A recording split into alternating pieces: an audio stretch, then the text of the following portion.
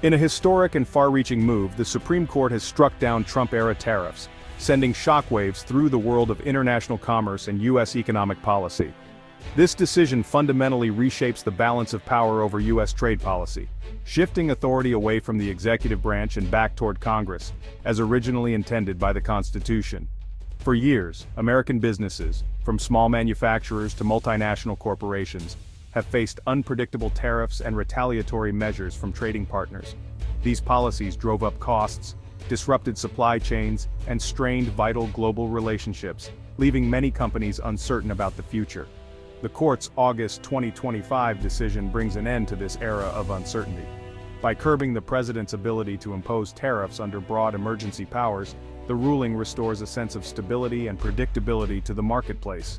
This landmark ruling dismantles a key tool of economic protectionism that presidents have wielded for decades.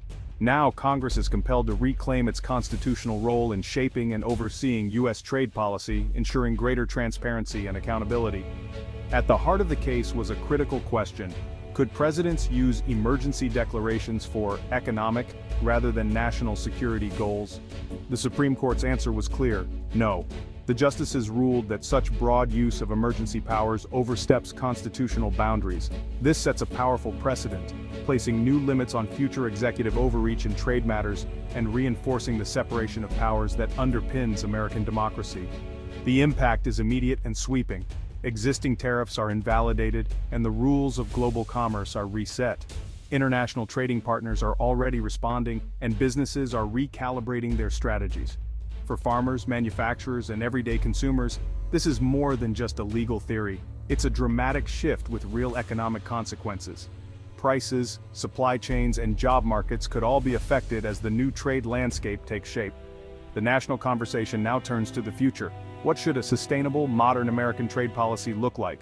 Lawmakers, economists, and business leaders are coming together to debate the next steps, aiming to build a system that balances economic growth, global cooperation, and the interests of American workers. The Supreme Court case of V.O.S. Selections Inquiry. Trump began with a group of small businesses, importers and wine distributors, banding together in a fight for their very survival. Practically overnight, they found themselves facing sudden, sweeping tariffs that threatened to upend their livelihoods and the stability of their industries. These were not giant corporations with deep pockets, but family-run operations and local entrepreneurs who had built their businesses over years, sometimes decades, of hard work and careful planning.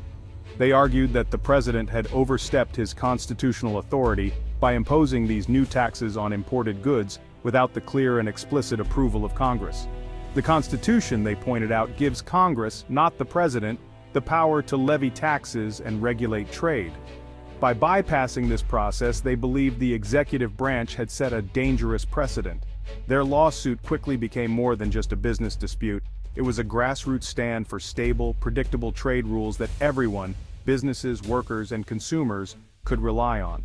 Across the country, other small business owners and trade groups rallied to their cause, seeing in their struggle a reflection of their own fears about unpredictable government action. The plaintiffs claimed that the president's use of tariff power was arbitrary, lacking a solid legal foundation. They argued that the statutes cited by the administration were never intended to grant a blank check for launching trade wars or imposing sweeping economic penalties.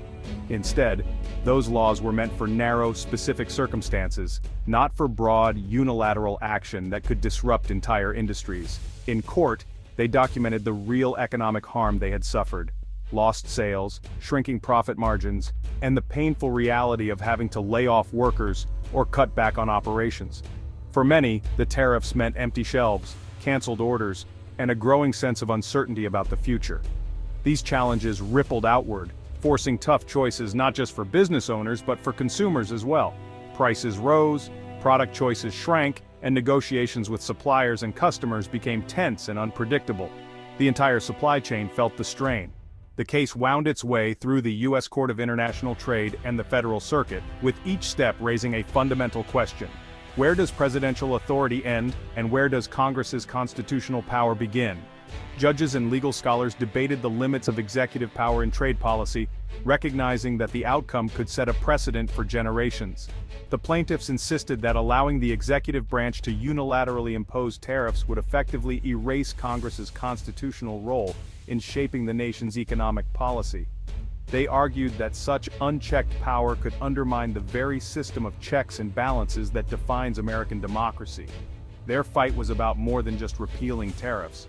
It was about restoring order, transparency, and due process to the way the United States conducts trade. They wanted to ensure that future decisions would be made openly, with input from all branches of government and the public. By taking their case all the way to the Supreme Court, these businesses shone a spotlight on the disruption and uncertainty caused by unchecked executive action. Their story became a symbol of the broader struggle for fair and accountable government.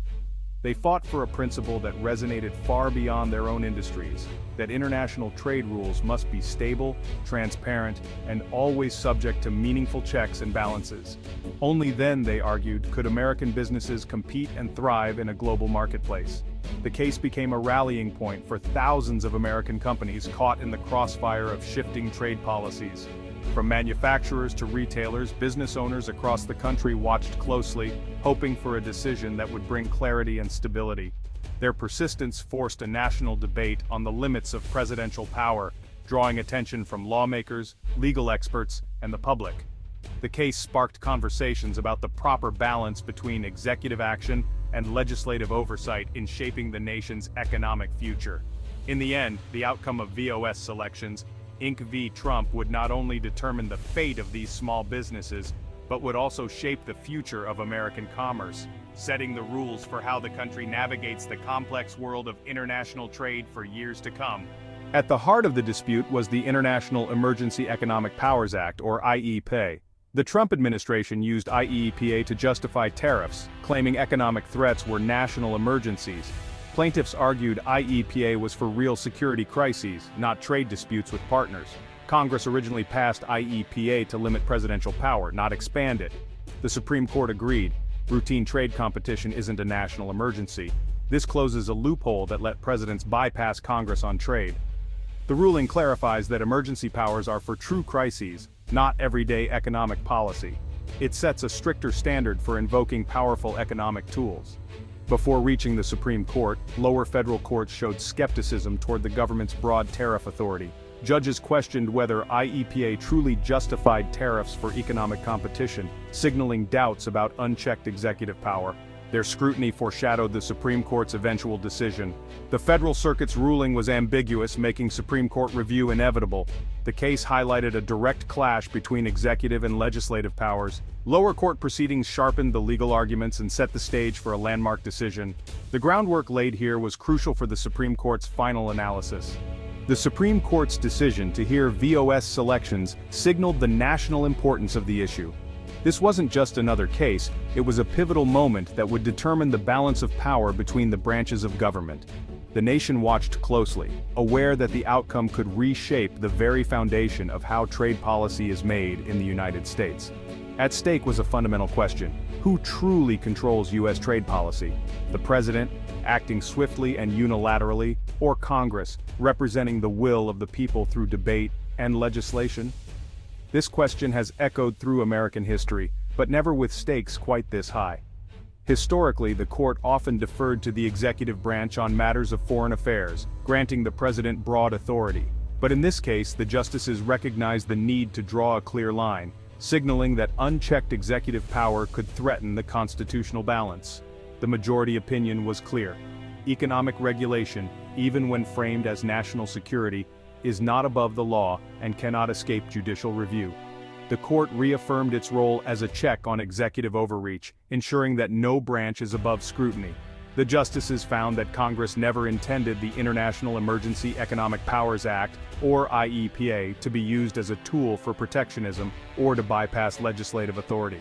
The law was meant for genuine emergencies, not as a loophole for imposing tariffs. This landmark precedent now places real limits on the president's ability to impose tariffs without congressional approval, curbing the use of executive orders to reshape trade policy at will. The ruling restores a sense of predictability and stability to U.S. trade policy, shifting significant power back to lawmakers. It encourages bipartisan cooperation and ensures that major economic decisions reflect a broader consensus. Now Congress must step up and take a more active, hands-on role in shaping America's commercial relationships with the world. The responsibility for trade policy is firmly back in the hands of the legislative branch. The era of unilateral executive trade action is over. A new chapter begins, one where the balance of power is restored and the voices of the people, through their representatives, guide the nation's economic future. The ruling exposes Congress's long-standing inaction on trade. The Constitution gives Congress power over tariffs, but for decades it delegated this to the president. Political gridlock and reluctance to make tough trade decisions led to legislative paralysis. The Supreme Court's decision now forces Congress to act. Lawmakers must fill the power vacuum and craft a modern, coherent trade policy.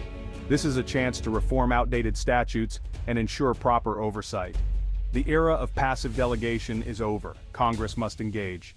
The Supreme Court's decision lifts years of uncertainty for American businesses. Companies can now plan and invest without fear of sudden tariffs.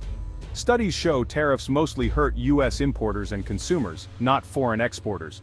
Removing tariffs is expected to lower costs, boost investment, and create jobs.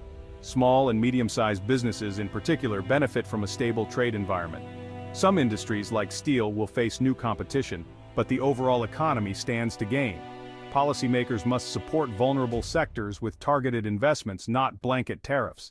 The challenge is to balance open trade with support for American workers. Tariffs hit American households hardest, acting as a regressive tax. The Supreme Court's decision should lower prices on imported goods, though the effect will take time. Tariff costs are passed down the supply chain, ultimately raising consumer prices. Removing tariffs means lower input costs for manufacturers and eventually lower prices for consumers. This benefits both imported and American-made products. Price drops may be gradual as supply chains adjust and old inventory clears. Other inflationary pressures may mask the effect, but the trend is downward. For consumers, the ruling is a clear win after years of hidden trade war costs. The Supreme Court's decision opens a new era for U.S. trade policy. By curbing executive power, it demands a more collaborative, deliberative approach. Congress and the administration must now build a sustainable, forward-looking trade strategy. The ruling affirms that only Congress can impose tariffs under IEEPA. It provides immediate relief to businesses and consumers and shifts responsibility back to lawmakers. Policymakers must reform trade statutes, invest in competitiveness, and rebuild global partnerships. The era of go-it-alone trade policy is over. The legal precedent is set, the path forward is clear. The question now, how will America shape its future in global commerce?